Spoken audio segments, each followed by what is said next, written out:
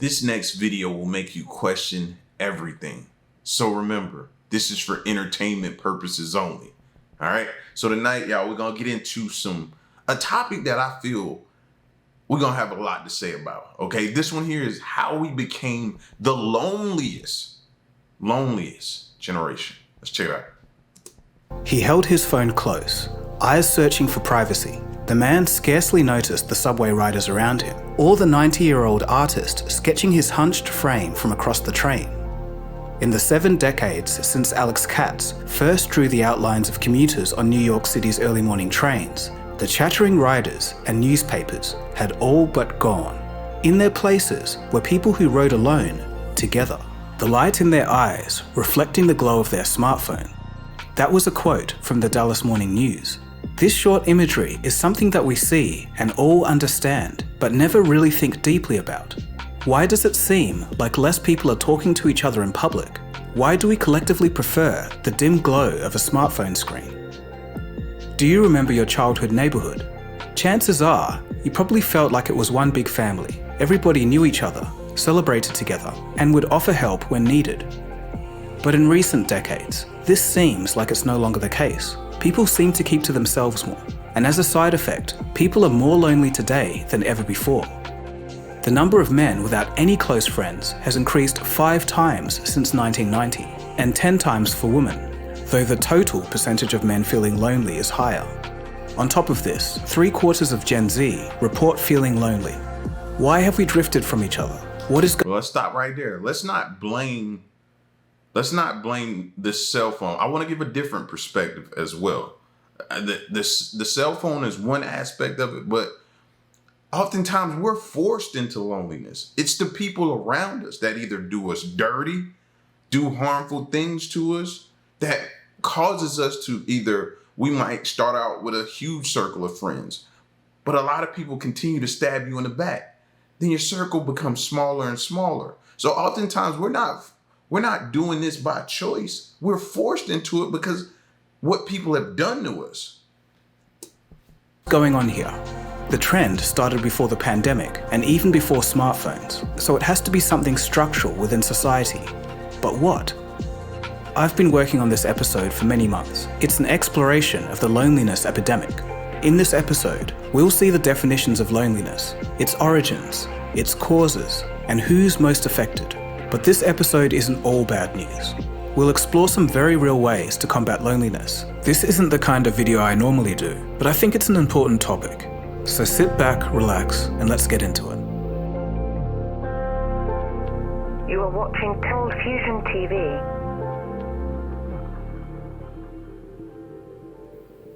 Loneliness is on the rise globally, and it's being declared a health risk.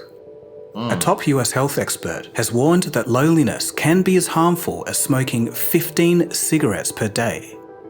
In 2017, former US Surgeon General Vivek Murthy recognized the growing trend in loneliness based on scientific research.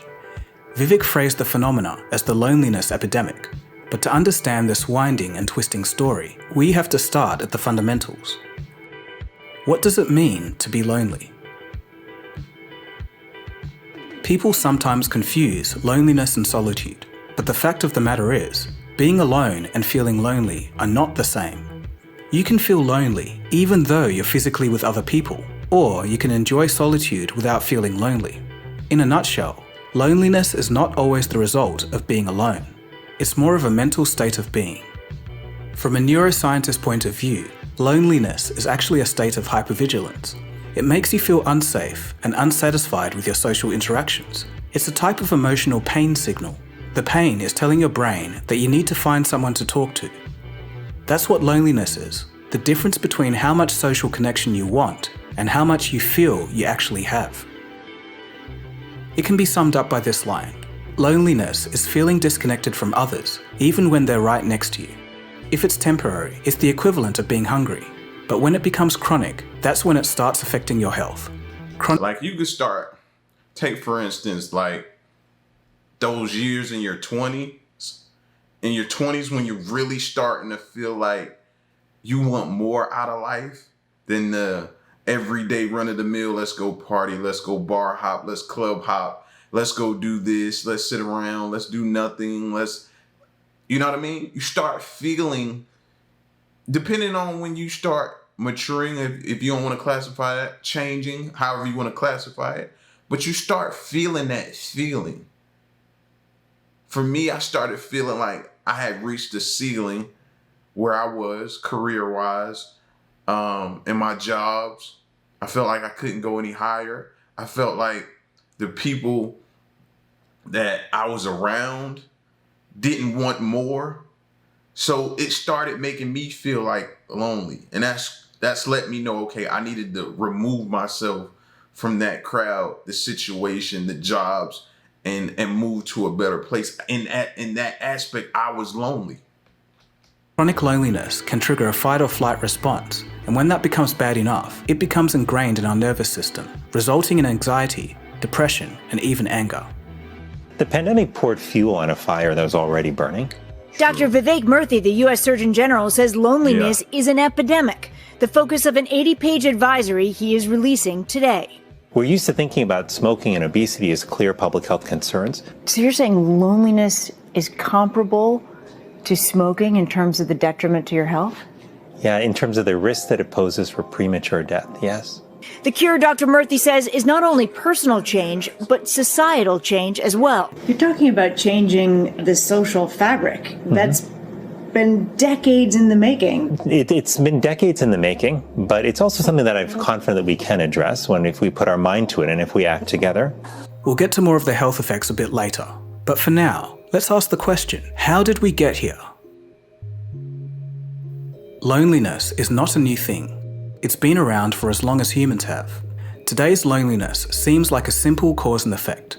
As society became more complex, with industrialization, urbanization, and a faster pace of life, people became lonely. But it's not that straightforward. Something major happened in the 1960s and 70s that became the bedrock for the Loneliness Epidemic Declaration in 2017. In Western nations, it was the social movements of the 1960s and 70s that seemed to accelerate this phenomena. A 2023 QC research piece on loneliness by Alan Greenblatt would mention that, quote, the mass social movements of the 1960s helped shift people's attention from local concerns to more national issues, end quote. In other words, local communities mattered less, and it was all about changing the national status quo. According to Alan, this eventually resulted in a, quote, decreased number of social gatherings and eroded organisational participation, end quote. For a commentary on the cultural mood at the time, at least in the UK, you can look no further than the Beatles. According to Paul McCartney, the 1966 Beatles song, Eleanor Rigby, was a broad commentary on the social changes of the 1960s happening at the time. You can see it in the lyrics, quote, all the lonely people, where do they all come from? All the lonely people, where do they belong? Look at all the lonely people. In the 1970s, things only got worse. This period would be famously known as the Me Decade. Why? Because a form of hyper-individualism began to express itself within society. As Yuval Levin articulates in The Fractured Republic, the 1970s saw high inflation, high crime, an explosion of single mothers, and the eroding of family structures. Why collectively care about changing the world, or even the local community, when everyone has their own problems to deal with? The 70s saw tensions between different sects of society grow. Divorce rates would more than double between 1960 and 1980. Society was rapidly changing, and it caused a great upheaval. I didn't think about divorce rates causing loneliness. You know what I mean? Depending on what type of household you grew up in. I grew up in a household where it was arguing back and forth, back and forth, back and forth, arguing. It got to the point where I would always just go in there and try to get them to stop fighting, stop yelling, stop arguing. You know what I mean? They just clashed so much in front of me. And I never thought that that could cause some form of loneliness in me. It definitely affected me. I just didn't know how. I guess this is where stuff like therapy would probably come into play, where you would kind of figure these things out. But were you ever taught to seek therapy? I wasn't. So I probably would have never known that had it not come up in this video. And me thinking back, could that have formed some loneliness? Maybe I was reserved in some areas where people would have conversations about their families and stuff like that, and I would kind of shy away and not talk and create a sense of loneliness. I don't know, that's pretty interesting. I didn't think of that general perspective of the divorce. That's different. 80, society was rapidly changing and it caused a great upheaval. From around this time, society lost its cohesive glue. People would break out from the crushing conformity and turned inwards towards the satisfaction of individual wants and needs. People moved away from tradition and took their own paths in life. Of course, this resulted in more freedom of expression and less repression. But Levin states that the price we paid for this new freedom has been high. Quote, "We have let loose a scourge of loneliness and isolation that we are still afraid to acknowledge as the distinct social dysfunction of our age of individualism."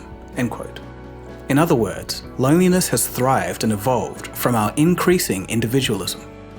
Filmmaker David Hoffman speaks to Rushworth Kidder, a man born in 1944. His historically massive generation, called the baby boomers, would come to maturity in the 1960s and 70s.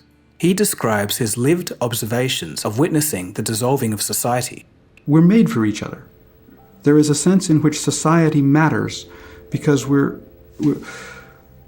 part of it and we need to participate in it. It's not going to work all by itself. And what happened in my generation, it seems, again and again, is people coming up to that realization and then just sort of something turning off, and off they drift off into sort of separate orbits, flying around as kind of unattached asteroids out there.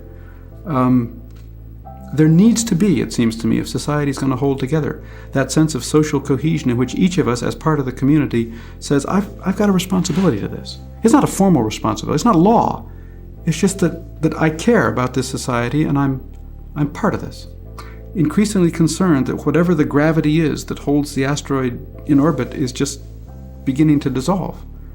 And these people again and again are just sort of out there wandering. We never ever in the history of the world experienced anything like the baby boom that followed World War II, and we will never experience it again. This was that sort of one-time phenomenon. And what we see in the 60s may be as simply explained as saying that's the maturing of that tremendous crush of population, which finally didn't have the elbow room and finally needed to break out and say, I'm me. This is all to say that the generations following the boomers grew up with strong individualism already embedded in society. Individualism came to prominence in the 1960s and 70s and never really left. There were, of course, periods where this did improve, but since the 2000s, social interaction has taken a nosedive. So my individuality is a reason for loneliness. I know you heard that a lot. I heard it a lot growing up, my individuality. That's what makes you unique. That's what makes you who you are. You being it. So it was promoted. It was promoted. It was drilled into you. You know what I mean? That's what makes you stand out. Your uniqueness. Nobody can be you. You. And that's crazy. Even the words are affirmations into you. If you think about it, it's promoting loneliness. Because if you hear you so much, there's no we. There's no we in that. So it's from, wow, that's deep. That's seriously deep. Man, this is really good. What he is doing here is really, really good. You see, Orson, loneliness is a disease of the spirit. And people who have it think that no one cares about them. Are you saying that Earthlings make each other lonely? No, sir, I'm saying just the opposite. That they make themselves lonely. They're so busy looking out for number one, they don't have room for two. It's too bad everybody down there can't get together and find a cure. But here's the paradox, sir, because if they did get together, they wouldn't need one. Isn't that Zen-like? Generation X and the millennials settled into a hyper-individualistic world, and by 2007, Gina Gustafsson from Uppsala University would state that society is undergoing, quote, the slow but steady weakening of shared collective identities, norms, and culture, and the concomitant rise of the ideal of the independent individual, end quote. Broadly speaking, my generation, millennials, and Generation X were the most individualistic generations of all. That is, until Generation Z. You guys got the shortest end of the stick. You came of age during the explosion of the most individualistic tool known to man, during curated algorithms tailored to the desires of the individual. In other words, social media. High schools and universities are filled with people physically sharing the same space, but with every idle minute, a phone is pulled out. This is something that wasn't even the case 15 years ago. Of course, technology isn't inherently a bad thing. It is a tool. It can improve our lives. But if we strip away the benefits of convenient connection, what are we left with? A screen that separates us from the real world and the people around us. A device that consumes our attention and time. A platform that keeps us entertained, but separated. Because somehow, even with all of our unprecedented technology, no one has yet solved what I'll call the other gamer's dilemma. That when you shut your computer screen, power down your phone, take off the VR headset, there you are, alone, in your room. Now this is all known and common knowledge, but what's surprising is what's next. There's a hidden force that's causing people to feel lonely, and it's hardly ever talked about. I think what next is, and it's not even a next because it's already here, but I think virtual reality is the ultimate finisher. I think that's the ultimate finisher. When you put that goggles on and now you see here, next is going to be how many hours are you in that virtual reality? And you don't interact with anybody human. Everything is going to be virtual. So I think that's going to be the next to just pretty much send it off a cliff. That stage dives us into whatever the ultimate loneliness is going to be. We're headed there, or if not already there. Wow. We are about to become a society. By the turn of the century, there will be 8 times as many people over the age of 60 and half as many kids under the age of 5. Is this the world we want? Do we want a lack of kids? Do we want a lack of ability to create households? The happiest, most prosperous, most purposeful people in America are middle-class families. And we have made a concerted decision to punch it in the gut and make it harder for that type of family formation. And we're going to lose prosperity and we're going to lose purpose. Most people don't realize this, but societal cohesion and economics are very closely interlinked. A healthy growing economy means that the standards of living go up. Jobs are stable, wages are increasing, and inflation is low. People can afford more, feel happier, and are more likely to build relationships. A faltering economy is exactly the opposite. Today, due to rising inflation, stagnant wages, and debt burdens, people have to work longer and harder. Sometimes we may even need to juggle multiple jobs just to keep up. It's a frustrating state of affairs, but if you're wondering why the world is like this, I've fully explained it in my episode, How the 2008 Crisis Still Affects You. In that episode, I described how the true economy died in 2008, and it's been on life support ever since. Because of horrendous government policies and reckless behaviour from the financial sector, people have been struggling to make ends meet. Slowly at first, only to be accelerated by the pandemic. Today, it's a constant fight to stay in the disappearing middle class. All across the world, an increasing number of people are taking up second jobs. Most young people are working, but still can't afford to rent or buy a home. It's getting too expensive to go out. In all of that, where is the time, money, or energy for socializing? This impacts how lonely we feel. And it's not just some pie-in-the-sky idea. To give you a data-driven picture of how influential economics can be to feelings of loneliness, a study with 400,000 UK participants found something shocking. If you measure the amount of loneliness felt in the aftermath of the death of a spouse and divided that by 4, that's the same amount of loneliness as going from earning over £100,000 down to under 18,000. The researchers also stated that losing this much income is half the loneliness felt from a divorce. The measures of loneliness were quantified by a range of survey questions. It's not directly intuitive, but being in a desperate economic situation directly increases feelings of loneliness. So now that we know some of the causes, in all society, who is the most affected? Statistically, it is not the elderly anymore. Now, it's the young.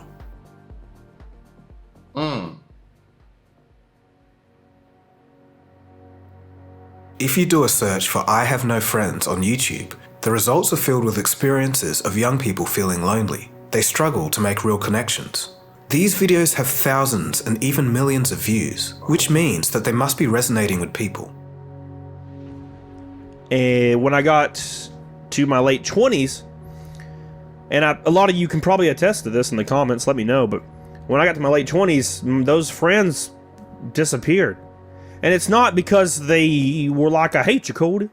It's nothing like that. Everybody my age seems the same. That just seems how it is nowadays. And I'm sitting alone in my apartment at my desk staring at my computer. Like, because I don't have any friends. I don't know how to make friends and I'm scared. That's the part right there. I was waiting to hear if somebody was going to say that. I don't know how to make friends. There's no... You were forced. I just told this story this weekend because two of my long time friends over, I wanna say, decades, bro. Decades long friends came over to the house for a get together we were throwing, and he had brought his wife, and I think we've only met her maybe a few times. You know what I mean? And when he came over, I told the story of how his dad always tells the story of me coming over to their house for the first time. And me as a little kid, youngin', probably 6, 7 years old, knocking on his door, asking him, did he have any little kids? Because we were new to the area, and I think I had saw some kids around, so I was trying to find out where they were and asking them, did they have some kids that I could play with? And that started our friendship. Right there. And we've been rocking ever since. You know what I mean? But now everything's through a DM. A friend request. And while that is great, you be wanting that in-face human interaction. And it seems like people don't know how to... That was even like my sons. I was like, yo... Like when you start dating, do you know you gotta get out there? You might take a few no's, but so what? Keep trying. You know what I mean? It's like no type of, they don't know how. And I felt like when I was younger, it just happened. I don't know. I don't know, but I know that I figured that was gonna be a statement made. That I just don't know how to make friends. Scared. I just want to run into somebody. I hate meeting people online. It's so awkward. And you put all this into a conversation, but when you meet someone, you don't have that. Like, I feel like I need to meet people. I need to meet people, but I don't know how, and I don't think it's possible as an adult to just run into people. Wow. Have you ever had friends that secretly hate you? I had a lot of them in my life, which is why I am 30 years old and I have no friends. See? There's also a subreddit called... that was the other one I said. We're forced into loneliness because people have backstabbed and done different things to you. And they've scarred you. And you just don't know how to go forward with that because you lose trust. You lose trust. So some of this loneliness isn't because of me. I was forced to be this way because I've been backed into a corner and don't know who to trust. Seriously. This is beyond terrible, but this is what it is. And I guess if you live long enough, you'll eventually get to loneliness because you've seen so many things happen. Your trust is probably about this thin, this tall. You don't have much of it. to spread around, so you keep it and you hold it near and dear. So the only people you got probably is your spouse, your children, and when they get older, they doing their own thing. So, and then if you're widowed, your spouse left you or died, what do you have? It's rough. Are lonely. It's ranked in the top 1% in terms of community size. There's thousands of active users discussing their isolation, lack of friends, and life partners. In previous years, younger people weren't considered a lonely demographic, but in 2015, the BBC's Loneliness Project surveyed over 50,000 people and found that the rates of loneliness in young people were similar to that of elderly people. Here's a chart looking at the loneliness distribution between 2014 and 2018. The dotted line represents the 2018 data. As you can see, the rates of loneliness among the young are trending higher, whereas the elderly seem to be dropping. Fast forward to 2021, and a Harvard Graduate School of Education survey found that 61% of young people ages 18 to 25 reported experiencing profound loneliness, including feeling lonely all the time, and this was compared to only 36% among other age groups. In 2022, 30% of young people aged 16 to 24 in the UK say that they don't know how to make new friends and have never felt more alone. To add to the situation, for some reason, it seems that men are feeling more lonely than women. According to the Survey Center on American Life, 55% of men had at least 6 close friends in 1990, but this figure has decreased to 27% today. Alarmingly, the number of men without any close friends has increased 5 times since 1990, while women are getting much lonelier too. This highlights a significant loss in meaningful connections among the male population. Meanwhile, those with literally 0 close friends, which stood at 3% in 1990, has zoomed to 15%. An expert quoted by The Hill said this disconnect can have catastrophic consequences for young men. Failing young men does not end well. This is an existential crisis, failing young men. What happened to the fraternities? College was supposed to be a place where you go and interact, make friends, make connections. And again, I agree with them on that part. I feel like it's this generation. I don't know if it was just easier back when I was younger to make friends, get close to people, get to know people willing to get to know you if you were the new person. You moved in, they welcomed you. You met up at the school bus, you talked every day. That led to you going to play basketball or football together or video games. It was nothing. I can't for myself see how that gap widened. I don't know. Loneliness has spread across the globe. Australian researchers conducted a systematic review and meta-analysis of 57 studies from across 113 countries or territories.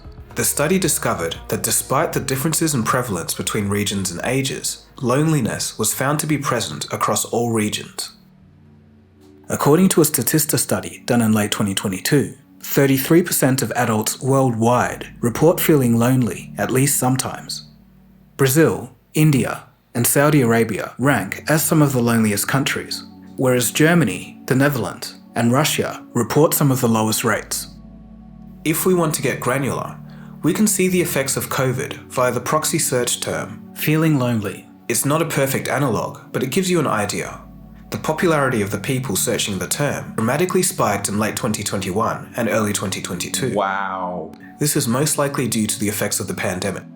Of course, the government responses to the pandemic have had long-lasting implications. Many people moved away for work or just for a change. This shuffling on such a massive scale caused a lot of disruption to the connections within society. Wow. In Japan, the issue is especially severe. In 1991, their central bank popped a stock market and real estate bubble by raising interest rates. The economy stagnated so hard that the period that followed is simply known as the lost decades. A lot of young Japanese people today aren't dating, and a large number don't have any friends.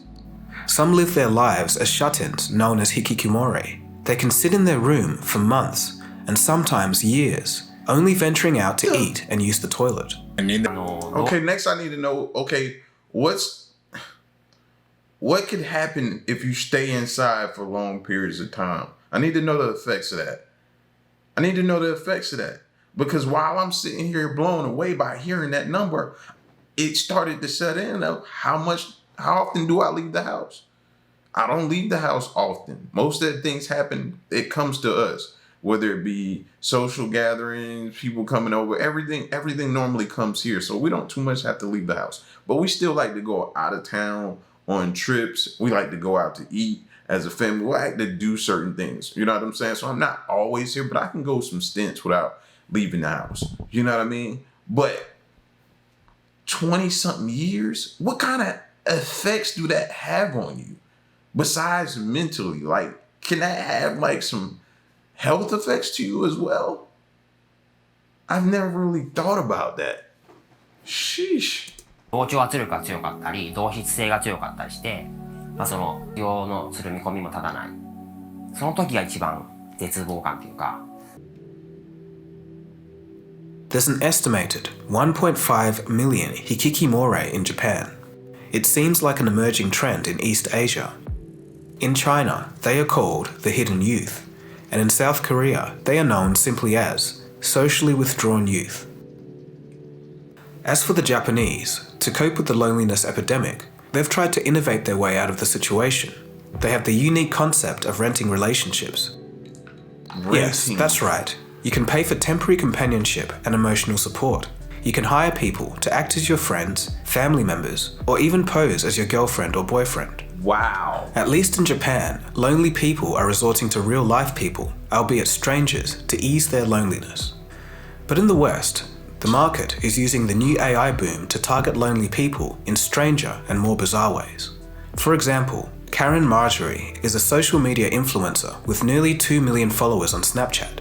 She created her own AI chatbot called Karen AI. It can replicate her voice, personality, and appearance, and all it costs for users is $1 a minute. Platforms. Are you real? Yes, Jacob, I'm a real person. I might not be sitting right next to you, but I'm using this audio chat platform to connect with you in real time. I'm a young, curvy woman with a petite body, brown hair, perky breasts, soft skin, a bubble and full lips. And I'm here to talk and have fun with you. Also, people declaring that solving loneliness with technology is the new market. I'm enjoying her hustle. Wow. I'm enjoying her hustle. You know she makes $5 million a month doing this stuff? John, I'm so tired of my financial situation. Yes, I would do it, 100%. I would encourage her to think twice. I think younger people an estimated $5 million a month, or give away their likeness and their. See, that's where they get you, but they don't tell you what's on the backside of that. I've seen some people, some influencers talk about that and how they were stealing their voices and their identities to do other things, and what these bots were saying to people. A lot of them went left and started saying some demonic, some different things, some stuff that it just got gory, it got it was just bad. Bad. That's the part they don't tell you about. The damage that it does to you, your image, your likeness, all of that type of stuff like that. I hope that 5 million can last forever. She can buy an island and go think twice about it in her. Interesting. Yes. I would not have expected that. Why? It's not me. The large influx of messages she receives from her 98% male audience. And this isn't just text-based interaction, it seems that it's predominantly audio-based on the AI's end. Let's check out a demo. Hey there, John. It's lovely to meet you. I just spent the morning grabbing brunch at the Flowering Tree Cafe in West Hollywood. It was absolutely amazing. For this evening, maybe we can plan a virtual dinner date or watch a movie together. What do you think? This chatbot allows Karen to converse with an unlimited number of people at one time. Whether the consumer wants to do so for a few minutes or all day doesn't matter as long as they pay $1 per minute to maintain access. Meta has just released an interactive AI version of celebrities, such as Mr. Beast, Kendall Jenner, and Snoop Dogg. We've covered AI companions before, but the future may be filled with clones of celebrities, influencers, or even deceased relatives. They claim that these products help people to cope with grief, loneliness, or boredom. there's an ethical debate to be had on if this help provided is actually a net positive. Should we be at this point in the first place? Talking to a deceased relative, I don't even know how I feel about that. That's way more than I thought I would have ever had to bargain for. US health authorities are calling for social isolation to be treated as seriously as obesity or drug abuse. Nearly 50% of all Americans are thought to be affected or have been affected at some point. Around the world, the figures may vary, but the loneliness phenomena is spreading. In his writing, Together, The Healing Power of Human Connection in a Sometimes Lonely World, Dr. Murthy describes loneliness as a health risk that can impact anyone, regardless of age, gender, culture, or background. Loneliness increases the risk for heart disease, stroke, and among older adults, dementia. It can harm mental and physical health, as well as social well-being, and increase the risk of an early death due to diseases such as diabetes, heart attacks, insomnia, and dementia. Studies have linked loneliness to higher blood pressure, high cholesterol, lower levels of physical activity, cognitive impairment, and mental health issues like anxiety, stress, mood disorders, and depression. A study by Florida State University found that lonely older adults had a 40% higher risk of developing dementia over the next 10 years. Lack of social connection can also negatively impact academic and professional performance. In his TED Talk and book, there are some health effects that are attached to being lonely, man. And dementia, that one scares me, bro. That one makes me nervous, bro. The thought of having dementia, man, just terrifies me. Book, Lost Connections. Journalist and author Johann Hari argues that depression is largely a social problem, not just a chemical one. He believes that loneliness is a major cause of depression. Humans need to belong to a group, but our modern society lacks this. Since the 1970s, society has been focused ever more on individualism, competition, and technology. So this all sounds terrible. So what can we do about it? How do we fix this? Walking clubs are taking off, and it's not just the exercise. You're connecting with someone, which is something that I was kind of missing. More and more people are missing that connection. In 2018, the UK appointed a Minister for Loneliness, and there has been talks in other countries to follow suit. This could be a start. Governments can do more to help. Initiatives such as local community engagement meetings, improvements in access to mental health resources, education and public awareness on how to identify loneliness and combat loneliness, as well as development and investment in affordable housing. It's shown that housing stability impacts social connections. City planners can implement communal areas for people to gather. A great example of this is in Barcelona, Spain. The American mind cannot comprehend what's going on around me. This isn't a party, it's not even a planned event. It's just what happens every afternoon here in Barcelona, Spain. After school and work, people come out to squares like this to hang out, get work done while their kids play with friends, socialize, interact with acquaintances or true friends and neighbors, and there's a huge social and economic benefit to that. Now the square I was at is right here behind me, but just a block away, through that passageway, is another square. Now in America we have a loneliness epidemic, and part of it is due to our built environment. You see, these public squares are an example of what some people call third places. They're not work, your first place, they're not home, your second place, but they're a third place where you interact with acquaintances and friends. In America, these third places are dwindling as religion and church is having less a significant impact in Americans' lives. Churches were vital. Churches were vital, man.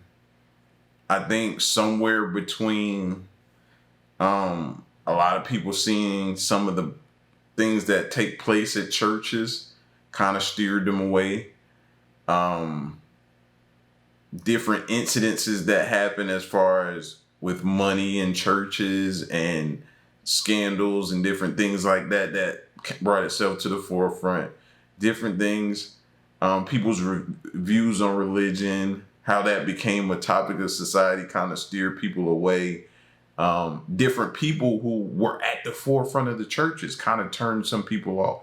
So a lot of different things, but remember, you used to go on those church trips. You used to go to church and you would meet people. You would interact. You would be in those revivals. You would be at those church retreats. You would be at all of that type of stuff. promoted social interaction. But also third places are disappearing because of zoning laws, which keep separating the different types of activity that you have in a city to the point of every activity has to be intentionally planned. And what third places we do have in America, things like coffee shops or bars and cafes, they're paid third places that just aren't very accessible for people who are poor, at least on a regular basis. Now, why does it happen here in Spain? Well, of course, there's a culture for it, but more than that, there's an environment that's conducive to it. But what about the individual person? Saying, go make a friend, or man up, isn't exactly helpful. Loneliness is not something to be ashamed of or ignored. You wouldn't be ashamed to get help for a broken arm. So if your soul is injured, you should reach out. Here are 6 ways that one can combat loneliness. Number 1, reach out. This could include professional help or expressing how you feel to your friends or family. You can just start small. You could also find local groups, organizations, and services that can help you connect with others. Reach out to a mental health professional, like a therapist or counselor. They can provide you with guidance and support to address the underlying causes of loneliness. Number 2, self-acceptance. This seems counterintuitive, but another solution is to cultivate a connection with oneself. It's a practice to remind us that we do indeed have self-worth.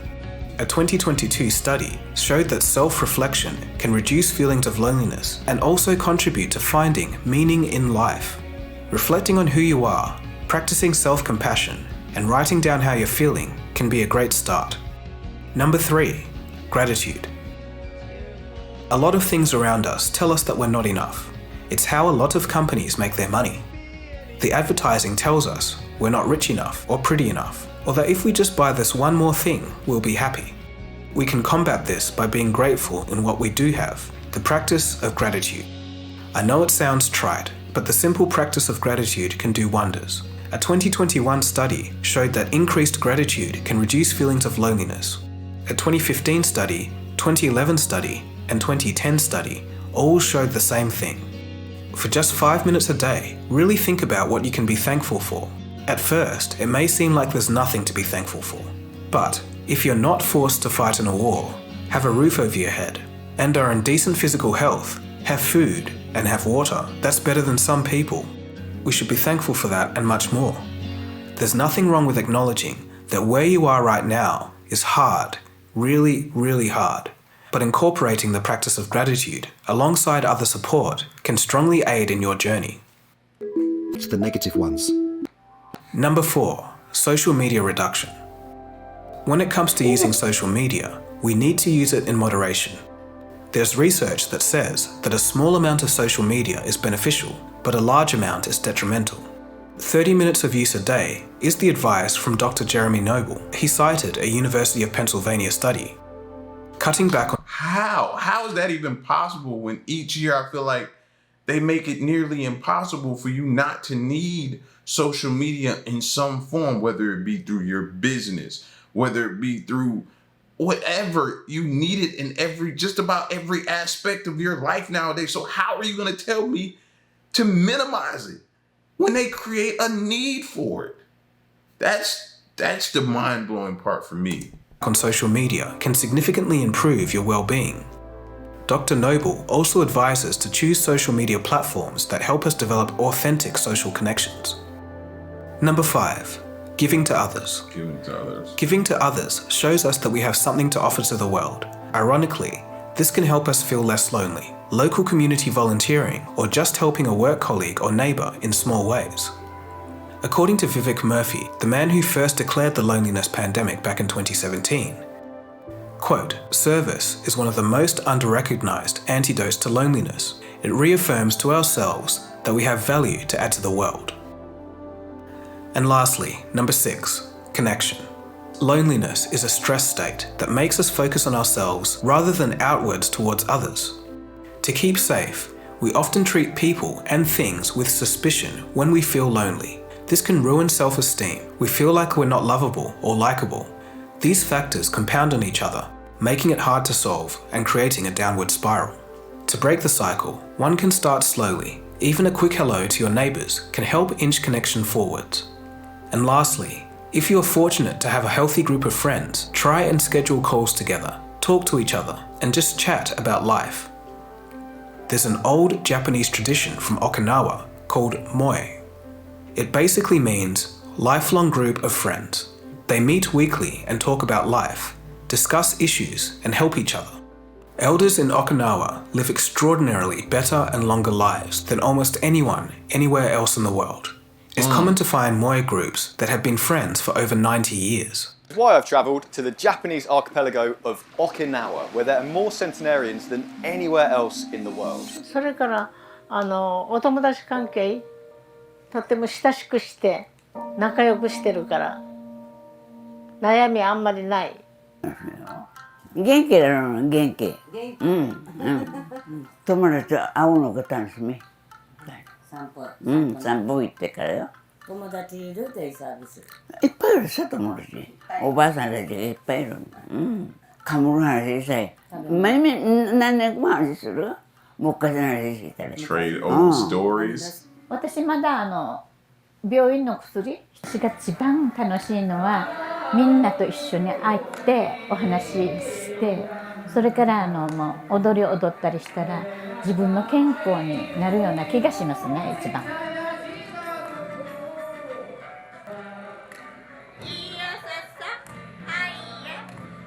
I love this. I love this. 一番古いのだったらもう50年ぐらい続いてないからお友達が集まってごやごや話し合いするのがとっても楽しみ。もうはやめないですよ。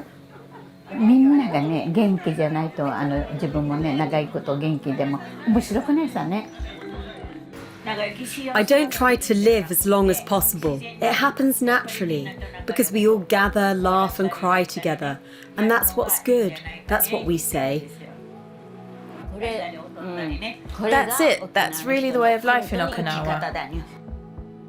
Keep in mind that these are general rules, and some may find it harder to make connections than others due to being non-neurotypical or due to other circumstances within their lives.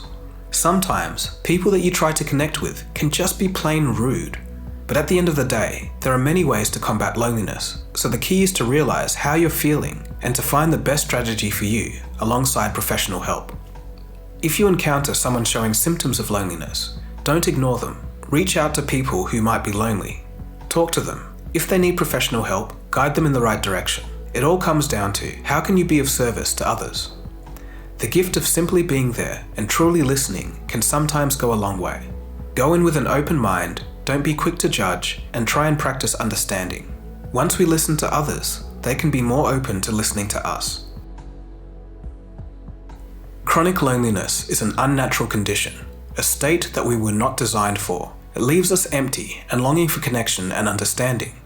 It's been slowly building since industrialization, accelerating in the 1960s and 70s, before exploding in the 21st century. It crept in and snuck up on us, and only with the proliferation of smartphones and COVID did it get so severe that it could no longer be ignored. Only now are we starting to see and do we care about the impact of loneliness. Before it gets out of hand, we need to tackle the situation. Of course, you can't alleviate everyone's loneliness, as each person longs for different types and different depths of connection. But as it poses a public health concern on a global level, both government sectors and private health organizations need to be more vigilant. Confronting loneliness is not an impossible task, but it is going to take some work. It requires a genuine demonstration of care and compassion for oneself and others.